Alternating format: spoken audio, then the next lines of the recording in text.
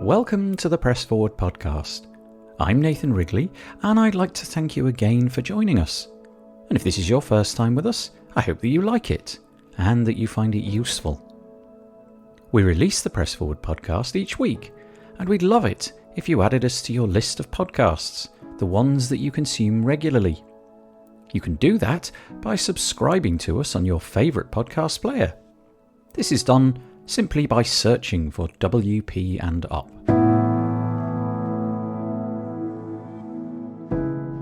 Today, we're going to be talking to Paul Landa. But before that, let me tell you a little bit about what WP and Up are, what we do, and how you can get involved.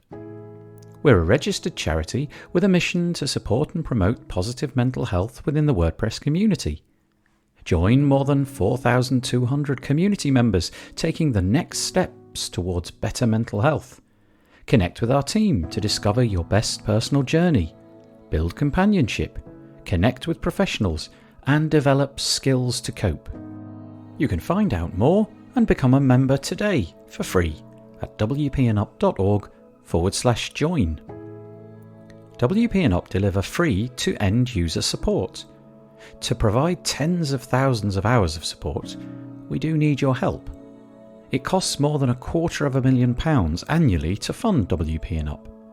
This is made possible by your donations, and you can do that by visiting wpandup.org/donate, and this will ensure that we can continue to meet the needs of our community.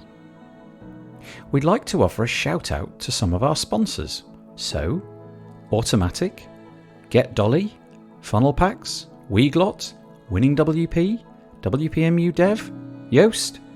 We appreciate you helping us.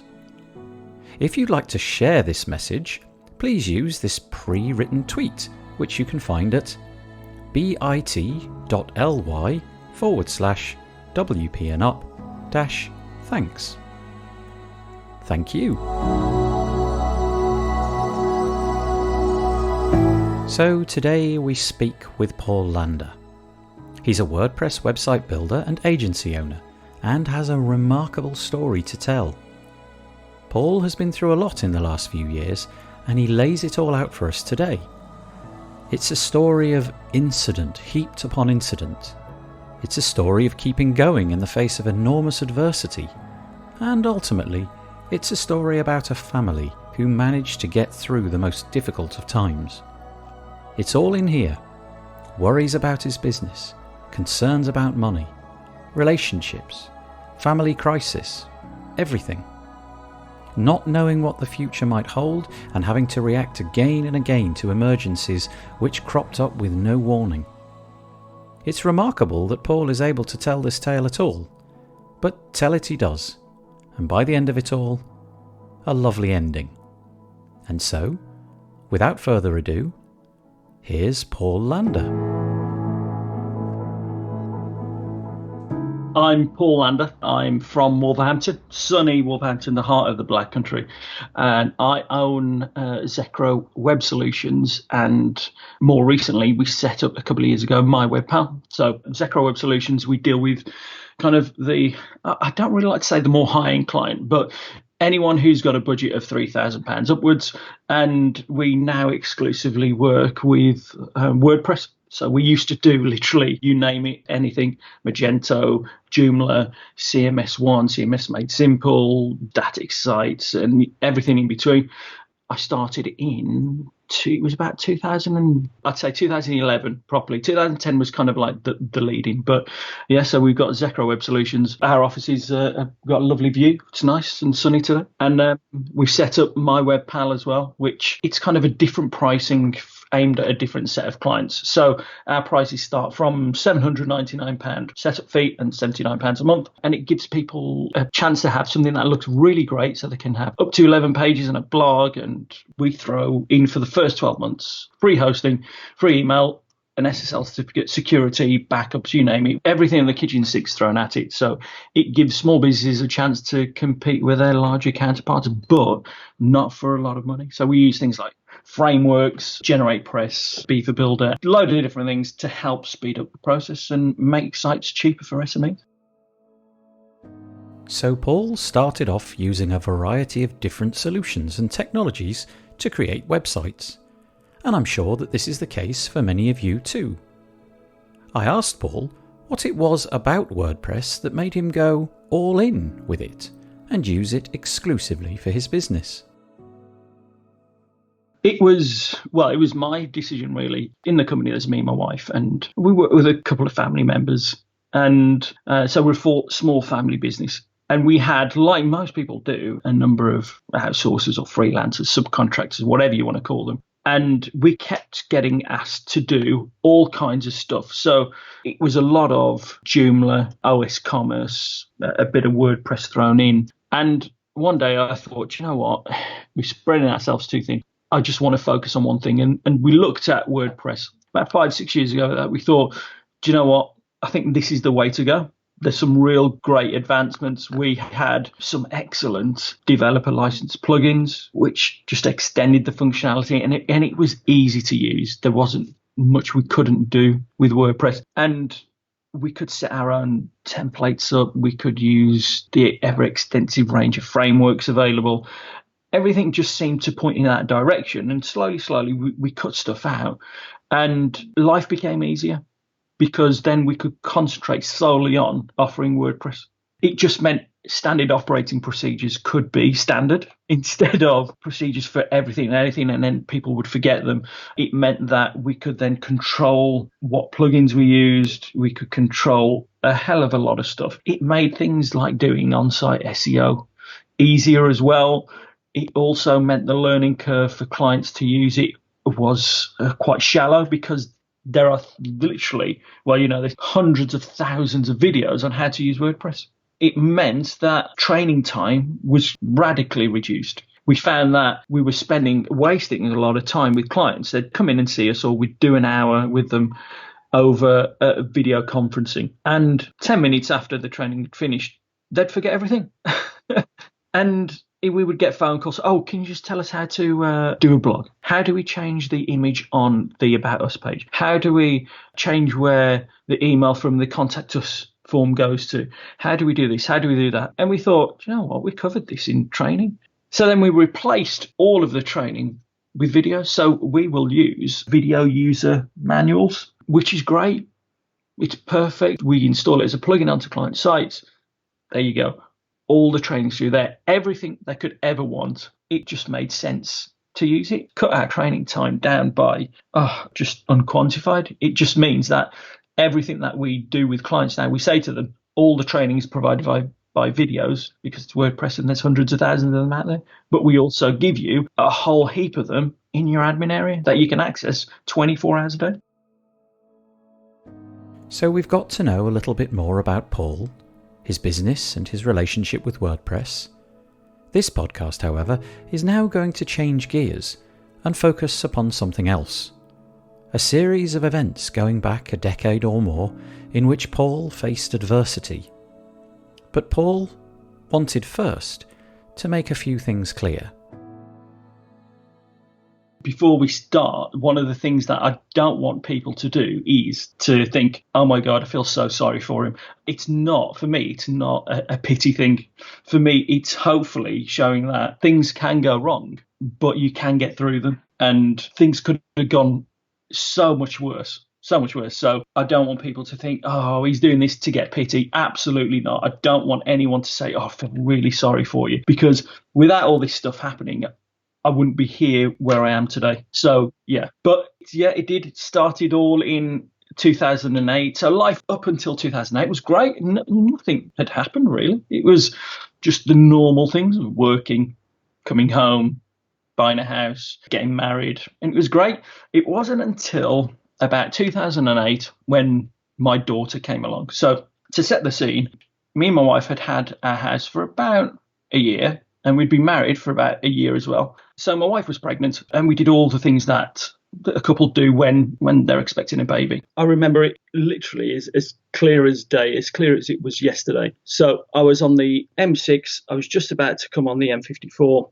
And I got a phone call from my wife to say that her waters are broken. And I said, well, they can't be, because you're too early. Baby's not due for 4 weeks. I said, well, regardless, he says, my waters have broken. Are you able to get home? So I put my foot down on the car, and it was like the paint was melting off the bonnet.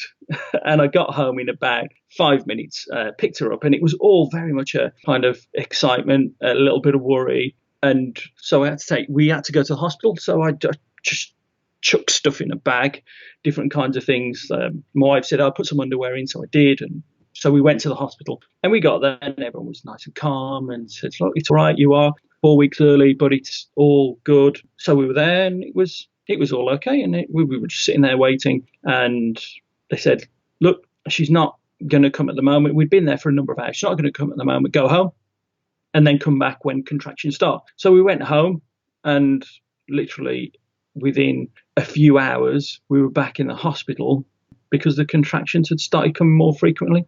So again, we went back to the hospital with the same bag and everything. And we were there, we were just waiting, and we were just sitting around and waiting for the natural things to happen. So we then got taken into the labour suite, and we'd called parents and told them what was happening in the family. So I was there, my wife was giving birth, I was holding her hand all the way through it. It was absolutely fantastic. And it's an experience I'll never forget. Absolutely beautiful experience. My wife at the time didn't think it was beautiful. She was on gas and air and everything. But she handled it really great, and it was quite quick. So it was about 3-4 o'clock in the morning, and we were in the room, and we'd given birth, and I was holding Isabel. I remember holding her, and her head, if you imagine the tip of your fingers, her head was there, and her feet were just past my wrist, where you'd have a watch strap, just past there. So she wasn't very big. She was about 4 pounds in total. She was really, really small. And as I was looking at her, she had these bubbles coming out of her mouth. And I looked at the nurse, and I said to the nurse, I went, look, is that pointed to? I said, look, is that normal? And the nurse goes, oh, let me just take a quick look. So the nurse grabs her out my arms, and then literally runs out the door with her. And so we're going, what the hell's going on? So a nurse comes back saying, look, we're just having a look at her. Doctor's going to assess her, and then everything's fine. A couple of minutes go by, about 5-6 minutes, and they've got Isabel in like a little trolley that it looks like an incubator box. And they say to us, right, there is a little problem with Isabel. We've got to do a bit of an operation. And words that I'll never forget. And they said, right, prepare for the worst. And at that point, it takes me back to sitting there. And it's like the world has opened up and is swallowing you. It's difficult to put into words. The emotions that were running through me and my wife at the time were just, our minds were racing with the worst things that could happen, that she could die, something happen. It was just horrible. So they take her away, and they said, look, we've got to do an operation on her. We've got to do pneumothorax. So she's got a collapsed lung, and we've got to fix that. But it's a very delicate operation, and so you need to be prepared for the worst. And it was, they'd taken Isabel away, and we were kind of in a little bit of limbo for about 3-4 hours. And then they came back, and we were both in tears, and we didn't know what to do. And we had family there who worried as well. And they came back about 3-4 hours and said, just to let you know, we've done the operation, we've done everything, and Isabel is fine. It was a complete success. And at that point, it was like, it was, again, more emotions came through, and we cried again. And it was just, never felt anything like it before, never been through anything like it before. And it was just awful and fantastic at the same time. So that was the start of the journey with Isabel, because we then spent about 4 weeks in hospital. As I said, I remember it like it was yesterday, because we'd see her in this kind of like perspex box, which was there for her protection as well, because she was susceptible to germs and diseases and stuff. And she had all these tubes attached to her body, and feeding tube through her nose, and another tube in her mouth, and all these tubes going through. So when we first saw it, it was like, oh my God. To us, it just looked horrendous, but she was there, she was alive, and she was safe. And in the 4 weeks, we didn't leave her bedside really. There was either me or my wife there with her all the time. And I remember it was it was 3 days in, and my wife turned around to me. She said, "You need to go home." I went, "I'm not going anywhere." She said, "No, you need to go home to have a shower."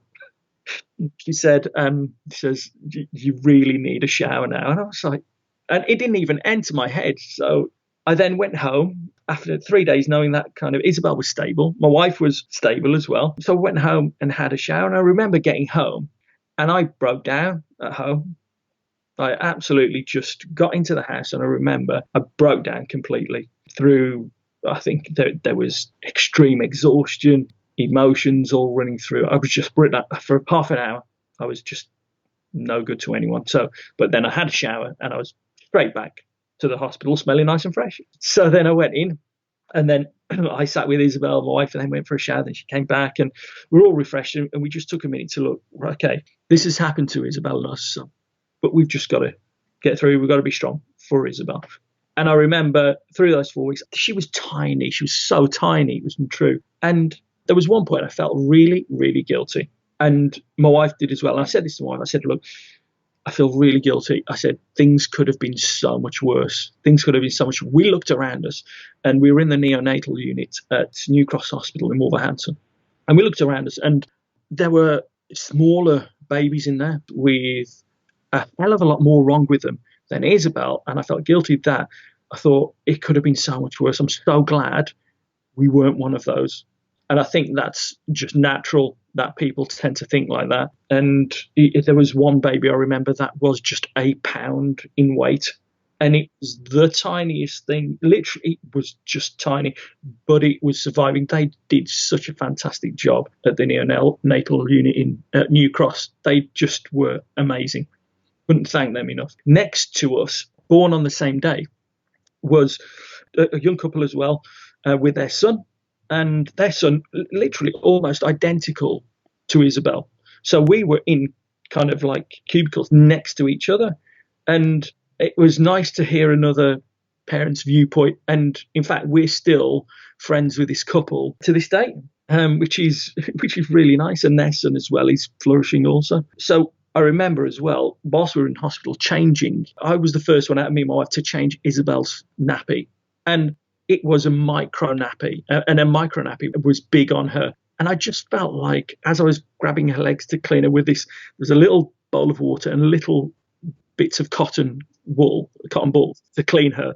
And I felt like I was going to break her. The nurse said to me, she said, "No, look, you're not going to break her.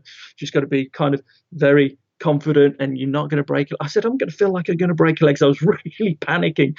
And my wife said, as I was doing it, she said she could see the sweat dripping from my head as I cleaned her. It was like, oh, done. I got the first one out of it. But we did that on a regular basis. And then before they let you go home, they've got a room there with a bed so that you can spend a night on your own with your baby, so you know what to do. So we did that. And then eventually we got home.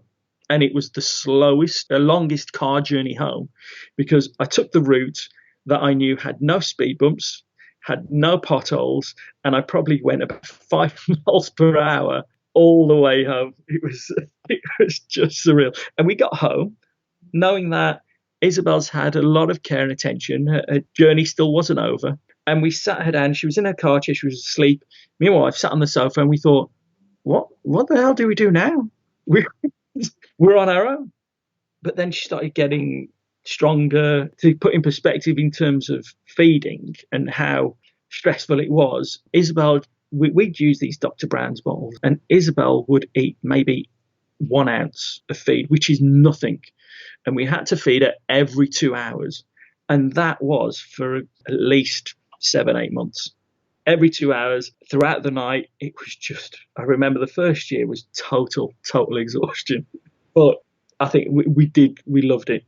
At the 12-month mark, we were kind of like, okay, great. We're properly out of the woods. So Paul got through this trying time, and although they were exhausted, they felt that they were out of the woods. But it turned out that this was not the case. in 2009, I went self-employed. And believe it or not, before I got into web design and everything, I was a financial advisor. And I was, at this point, I was an IFA, an independent financial advisor. I'd been working for a company, and I decided in 2009 I was going to go self-employed. So that's what I did. I started my own company up as a financial advisor. And I did that for a couple of years up until 2011. I wasn't enjoying it. It was full of red tape. I loved the client side of it. I loved dealing with clients, speaking to them, helping them, being able to recommend investments to them. I just hated all of the red tape. And my wife said, look, you either need to put up or shut up, or you need to do something about it.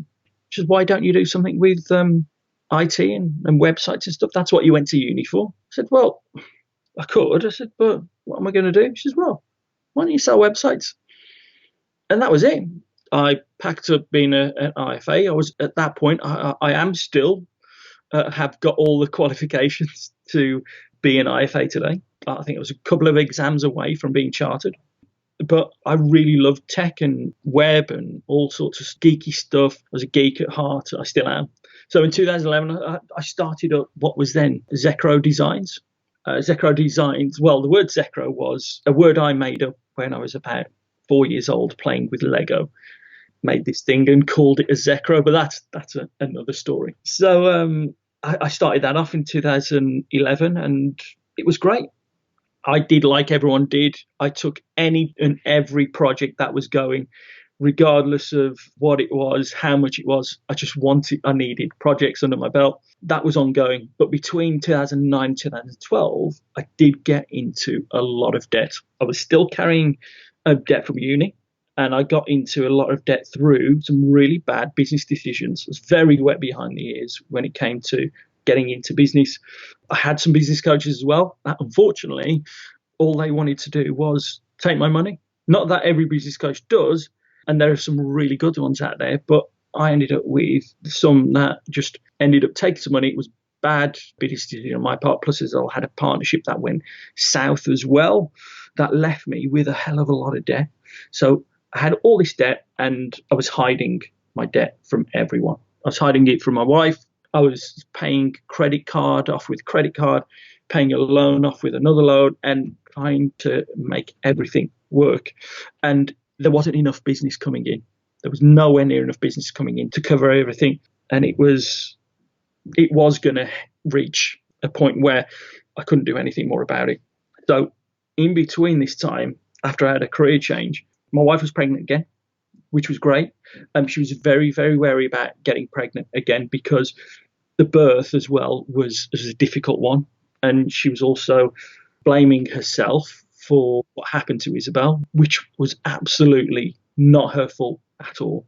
She couldn't have done anything about that. It was what it was. So my son came along. Oh, I forgot to say, in the first bag that I packed, I remember my wife opened it, and she said, I thought I told you to put some pants in. I did. I put some underwear in. But the pants that I'd put in and the bra and underwear I put in were like these frilly kind. I just want to put that in because it's going to be relevant to what I say next. When I did go home the first time with Isabel, I had to take the bag back and repack it with a list of stuff that she put down. When my wife was pregnant with our son, Josh, we had the bag ready 2 months in advance with all the right stuff. There was no frilly stuff. It was all practical underwear, practical pajamas, toothbrushes, toothpaste, all the practical stuff that you need. He came 2 weeks early in 2011. And when he was born, again, everything was great.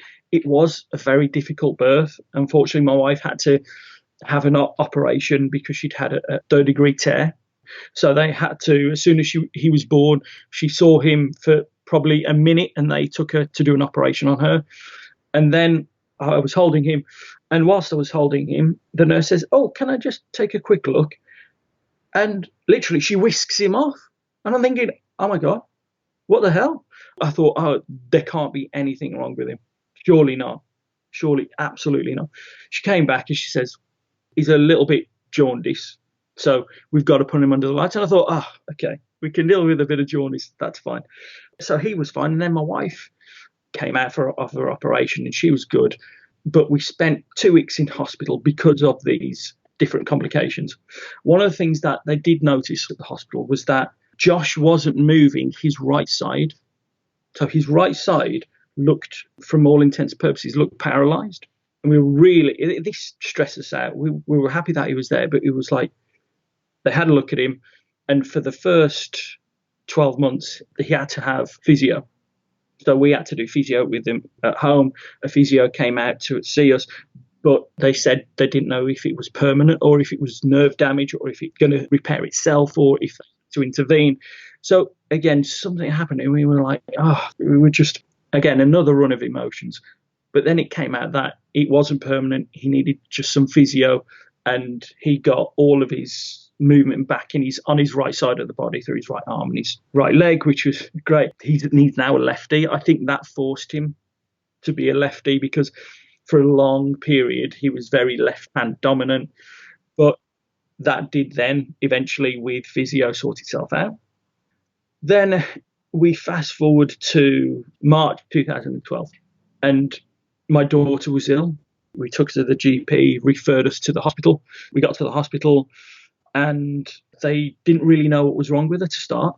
They said, look, there's something, we think it's quite serious. They admitted her, they did all these checks and scans and blood tests. And again, another roller coaster of emotions going through our brains. And then they came back and then said she had scarlet fever.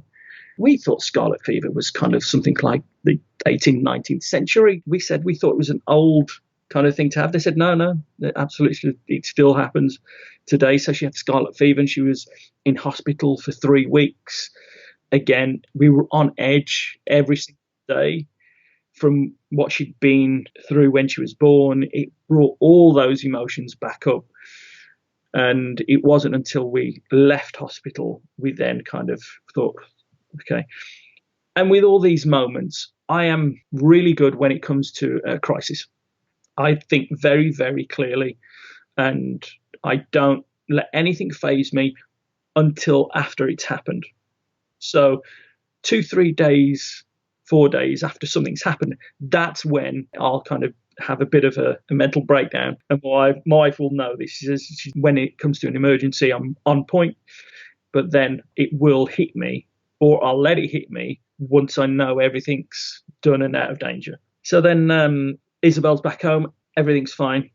Then in the April of that year, I think it was a month after, towards the end of the month, I think it was, my wife's been having, over the past 4 or 5 weeks, she's been having a really bad upset stomach, acid reflux and all different kinds of things. So we've gone to the doctors. They've given us some tablets for acid reflux, but it's got worse and worse and worse to a point where I then had to take her into hospital. So we're in the waiting room hospital. They initially saw her and they said, look, it could be you've got gallstones. Could be some gallstones. Here's some medication. We'll send a letter out for a scan. And when we got home the next day, it was getting worse and worse and worse. So what I'd done when Isabel was born, I'd got us some private medical insurance.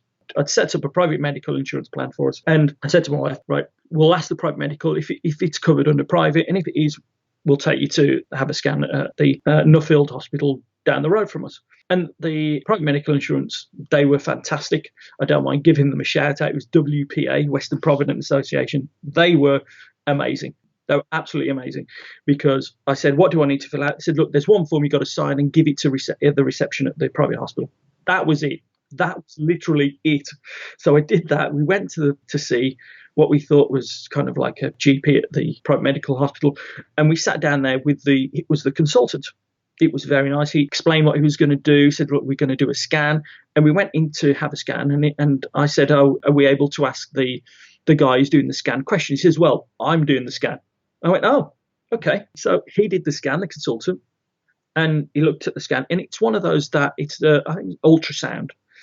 And he said to my wife, he said, Mr. Landa, he said, we've got to admit you. And we were like, why? He says, well, we can't let you go. He says, it looks like your gallbladder could burst at any moment. And he said, if it does burst, he says, you will more than likely die. He said, and that just was like, okay. That frightened the life out of me, that did. He said, I can see, he says, it is gallstones. He says, imagine a little bag of grit. He says, but it's really inflamed and we need to take it out today. So they admitted her. She got settled in. She had the operation, and that was that. He did say to us, he said, right, if you'd have waited for the letter just for the scan, he said, this would have more than likely burst. And he said, and you'd have probably died. Oh, yeah, it was the years of payment on this private medical insurance. It was worth every single penny. We're still in the black. The amount that it cost, the bill, they showed us the bill because she was in there for 3 days, the consultant, the anaesthetist, all the other things, the nurse, and so on. It came up to about 13 grand. And if I'd have had to pay that, I'd have found some money from somewhere. I said to her, I would have taken a loan, I would have done anything. I said, but luckily we didn't have to. And we're still in the black to this day. She wanted to stay in the hospital. It was kind of, they'd come in and say, oh, Mrs. Landa, would you like something to eat? Would you like a drink? Would you like this? Would you like that? She didn't want to leave, but she had to 3 days later. But it was, just a really routine. It was keyhole surgery. She's got a tiny scar from it. And he showed us the gallstones, and there were absolutely loads. There must have been 20, 30 gallstones. And it was like grit. So he said, look, there were actually, in fact, more than we could see on the scan. So she came out. She couldn't really pick up the kids for about 4 or 5 weeks to properly get back to a normal self. It took a good three to 6 months. And then she was properly back to herself then. However, it has affected things like watching what she eats and different stuff like that. But she lives with it, and it's fine. She's okay now. So many deeply worrying events happening in rapid succession. It must have felt like there was bound to be a period of calm, of normality to come now. I thought to myself, we've had our lot now. We've had our lot. Nothing can be worse than this. No, it can't. But, well, boy, was I wrong.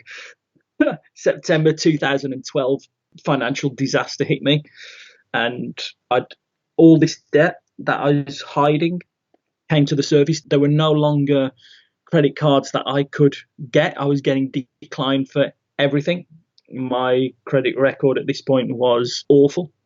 And I had to have what we call an IVA, an individual voluntary arrangement. So most people know what bankruptcy is.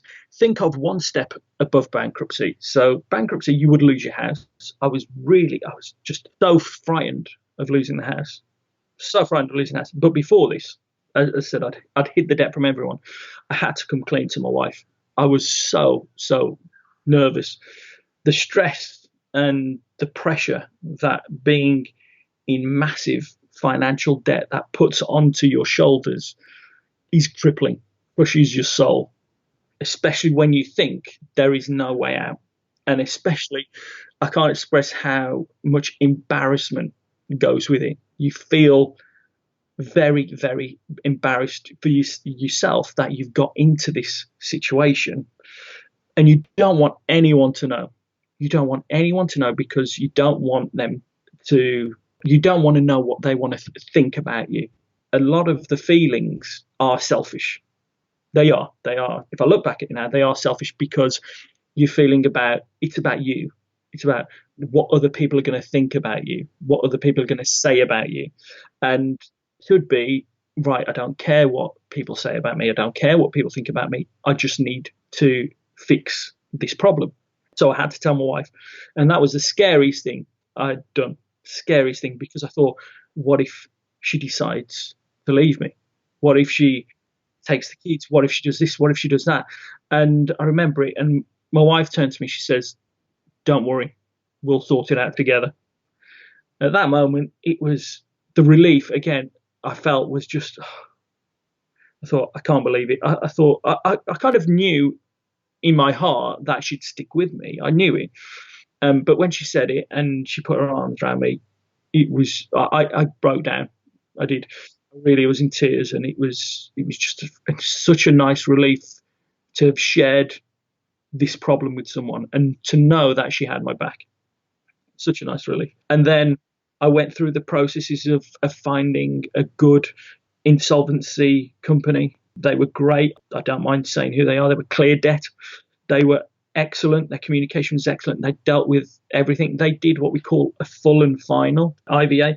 So that meant I had to scramble together, beg, borrow, and steal from family, and to put an amount to my creditors to say, right, this is all I've got left. Do you want to accept this amount of money? And the advice that I got from Clear Debt was fantastic. I think they got something like, it was to pay back the debt was like 7p in the pound. What worked well for me was that we were in a financial crisis in the country, and the creditors, they took the offer from Clear Debt, which meant it cleared everything. So from at that point, it was something, I think it got finalised in the December. And when it got finalised, I had the best night's sleep ever, because they wrote out to me, they said, look, this has been completely finalised. Everything's been cleared and wiped off with the amount of money that you've said you're offering them. That's the end of it. And I knew at that point my credit rating for the next 6 years was going to be awful. Was going to be, no one would lend money to me, overdraft, I knew this. I absolutely knew this. It was an absolutely great feeling. It was a fantastic feeling. Because I'd gone through an IVA, there was no chance of losing the house. There was no chance of losing the house. If you go bankrupt, then more than likely your house is gone. So Clear Debt did all the paperwork, did everything. And I'm glad I used those, because there was another insolvency company that I'd approached who quoted me a hell of a lot more to pay back. They were saying, right, the companies won't accept less than 50p in the pound, and our fees are $7,000 on top. And it was just, whoa. So if anyone's having to go, listening to this and having to go through an IVA, you've got to do your research and choose a company that are going to help you instead of help themselves. That was it. It was done. There was a whole burden lifted off my shoulders, and life was looking rosy. For 2 years, it was great. I'd been earning loads of money. I'd not been in any debt, and it was great. Then July 2014 came along, and I get a call from my wife saying, right, I'm at the GPs. They've told us not to wait for the ambulance. We've got to take Josh into hospital, my son. We've got to take him into hospital. How far are you away? I said, I'm literally around the corner. So went straight to the GPs, picked them up, and we went to the hospital. And looking at my son now, the colour of him was white.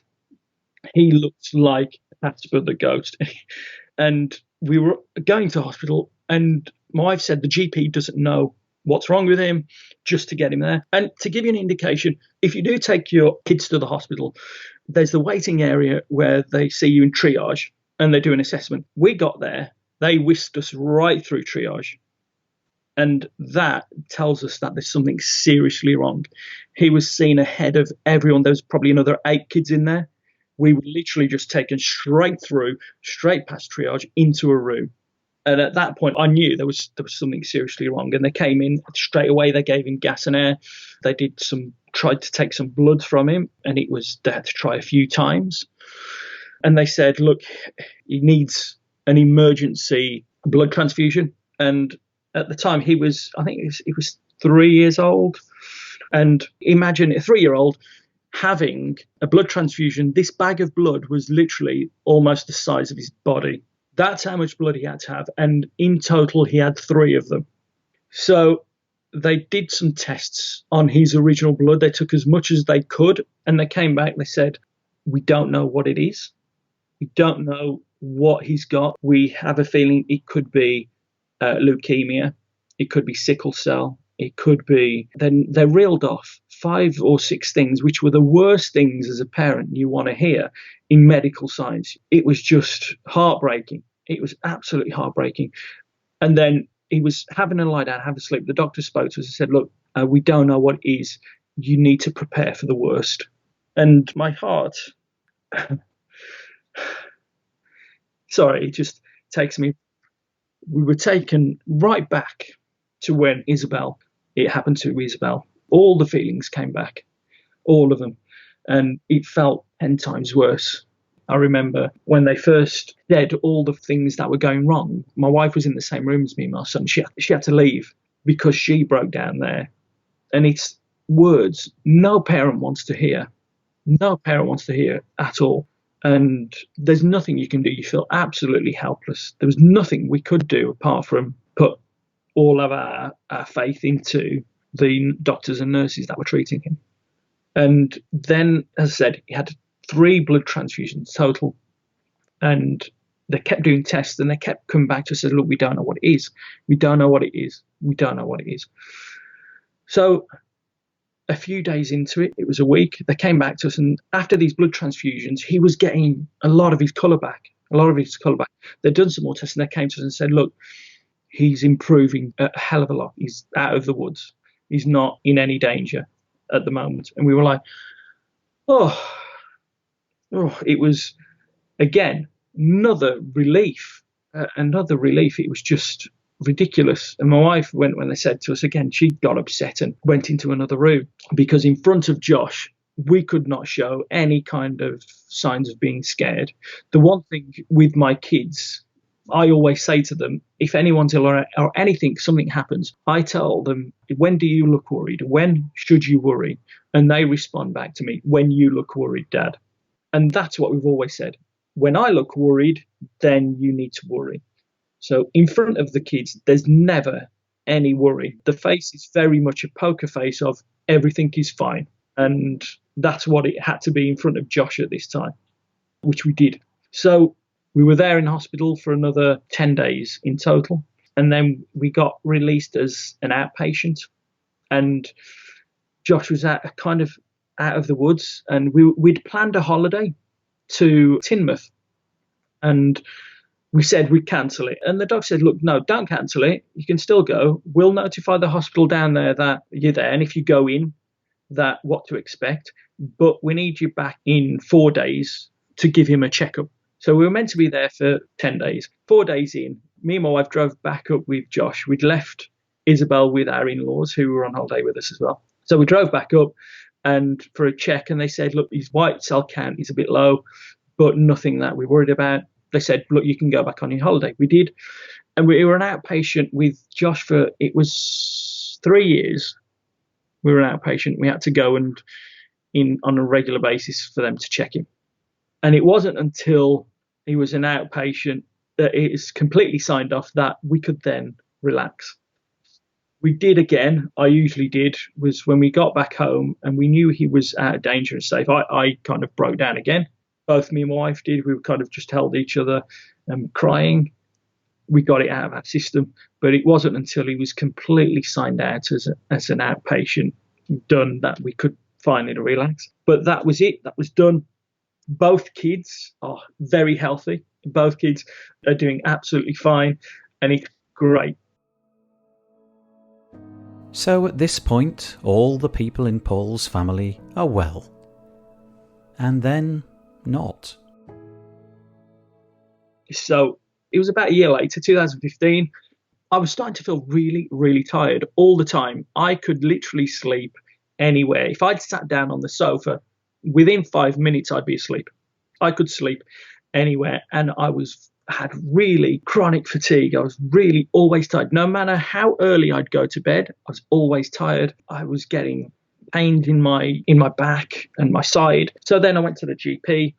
The GP wasn't too sure what it was, so they referred me to the hospital. And the hospital did a couple of scans, and they came back and said, we've done some blood tests and everything. So you've got chronic kidney disease. And I was like, what? I was quite shocked. And the consultant said to me, he says, yeah, you've got very, very kind of blasé. He said, yeah, you've got chronic kidney disease. Your creatinine levels are very high. And I said, what, the stuff that you take as a supplement? He said, no, it's your creatinine levels. He says, it's to do with your kidneys. He says, the way your kidneys clean your blood. I was like, okay. So he was explaining different things to me. He says, it could explain why you've been tired. He says, it could be potentially stress. He says, have you had a lot of stress recently? And I said to him, where do I begin? And it was a little bit of a shock. And I said to him, is it anything that I've got to worry about? He says, is it something that's going to progress really badly? I says, have we got to prepare anything? He says, no, not at all. He says, it's a condition you'll have to live with. He said, don't smoke, don't drink too much. And I said to him, well, I've got 2 kids, drinking, fat chance. And we just had a bit of a chat. I was an outpatient with a consultant for the next 4 years. So I've had to keep going to the hospital for blood tests, so they check all my levels. Now I'm looked after by the GP, so they continue to monitor to see if it gets any worse. It hasn't affected my life massively, but it's always something there in the back of my mind that I've got to be conscious about. So if it gets any worse, I've got to make steps to lessen the effects. But it's now something that I kind of live with. It's not imminently going to kill me. I said to my wife, I've still got at least a few years left. I said, look, if something does happen to me, I said, at least you've got the insurance money. I said, but if it does happen to me, I'm going to leave a letter telling them to look at you first. I think that we could all agree that Paul and his family have been through a lot. But during all of this, he needed to keep working, showing up and building websites. Faced with this same set of circumstances, I don't know how I would have coped. So I asked Paul what it was that he did to press forward. When it happened with my daughter, I was employed at that time. The employers at the time gave me compassionate leave.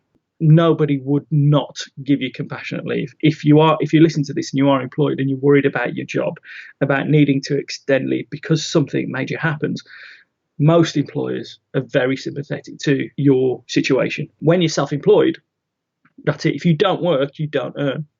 With my son, at the time, I had about 8 projects on the go. And these varied in size and levels from $2,000 to, I think, 9 in various different forms. Most of the clients at that point that I told said, absolutely fine. One client said to me, Paul, why are you even phoning me now? He said, get off the phone. Don't call me until your family are safe. Don't even think about picking up the phone. He says, in fact, unless they're safe, I'm not going to answer your call. He said, it's just a website. He says, no one's going to die. That teared me up a bit, actually. There were 2 clients who weren't so sympathetic and says, well, we want a refund and we're taking our business elsewhere. So there was nothing I could do about that. So I issued a refund. They went elsewhere. And at that point in time, my mind was just not in the game. And it was nice that the majority of the clients said, yeah, do you know what? Don't worry about it. Just let us know when your family's okay. When I knew my son was kind of safe out the woods, I did phone the clients up, phone this guy. And the first thing he says, Paul, why are you phoning me? He says, well, my son's out the woods. I says, is everything completely sorted? He says, well, not fully. He said, look, just get off the phone. I don't want to speak to you. Yeah, it was lovely. Paul seems to have been able to get through all of this with a remarkable degree of composure and positivity. It's like the old phrase about the glass being half full. I wondered if this positivity was something that he recognised in himself. I've never thought about it, to be honest. I've always been someone that likes to dream big and likes to think big, and I get excited about stuff still. If I look at it, yeah, for me, I think my glass is always half full. And I always think it could be worse. I'm so lucky that it hasn't got worse. But the secret weapon behind all of this, though, is I don't think I could have done any of it without my wife. My wife has been there for me and with me every single step of the way, and we've been there for each other. Because I could go to some dark places. I really can. I can go to some dark places in my mind, and she knows how to pull me out. And it's always good to have someone there that's going to back you up, whether it's your wife, your husband, your partner, a friend, even a stranger, anyone. So long as you've got someone there that can pull you out of the darkness. There's always those chinks in your armor where something gets through. And it's not a bad thing that it gets through. It's not. It's all about how you deal with it and who you ask for help and how you get help. You should never try, if you can't go through things on your own, you should never try and do it. You know the old saying, a problem shared is a problem halved. And it is absolutely true. You've got to have someone there that you can upload onto, someone who will give you solid advice, someone who has your best interests at heart. And that's what I've got with my wife. And I tell her this every day, that I love her. I do. From the bottom of my soul, love my wife completely. I don't think she knows I tell her, but I don't think she knows how much.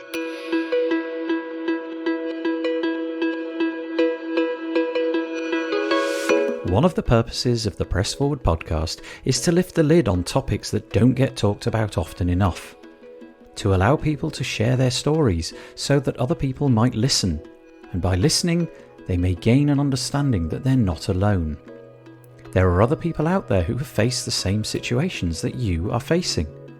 They have found a way through and can offer support to you on your journey. Maybe that person's already in your life, but they might not be. And that's what WP and Up is here for, to connect you with the support that you need. And so, if you are able to, please help us so that we can continue to support the WordPress community. Please donate at wpandup.org/donate. That's it for this week. Please let us know if you're enjoying the podcast, if you're finding it useful or helpful. You can reach out to us at wpandup.org/contact. There's a serious point to all of this though, and that is that WP and Up is here to provide help and support. That help is available for you, or the people that you know, and it can easily be accessed at the wpandup.org website. Please spread the word about this podcast, tell your friends, and subscribe on your favourite podcast player. And remember that together we can #press forward.